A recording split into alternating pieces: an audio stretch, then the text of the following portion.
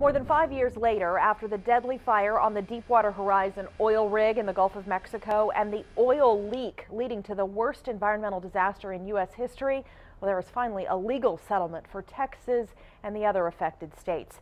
Oil company BP is paying billions with a B to settle claims related to the rig they were leasing.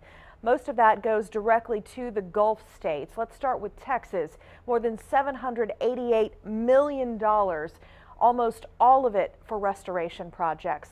Louisiana, though, getting the most money, more than $6.5 billion. Mississippi, Alabama, and Florida are each getting between $2 billion and $3.25 billion. But despite the end of this chapter in the saga, as Chris Clackham explains, the effects of this spill may linger long into the future.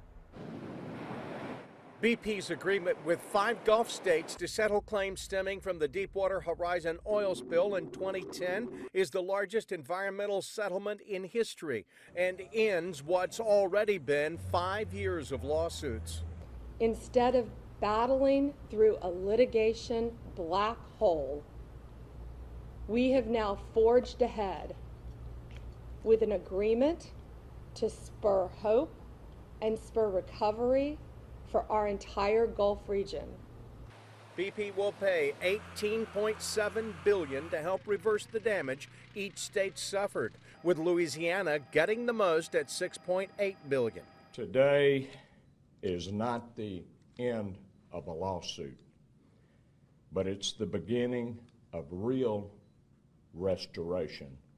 Restoration of coastline that was devastated by the spill, that also took an economic toll on the lifeblood of Florida, Mississippi, Texas, and Alabama. Tourism. 5 years ago, there were no cars on the road in Gulf Shores and Orange Beach area and Dauphin Island. No one was in the restaurants.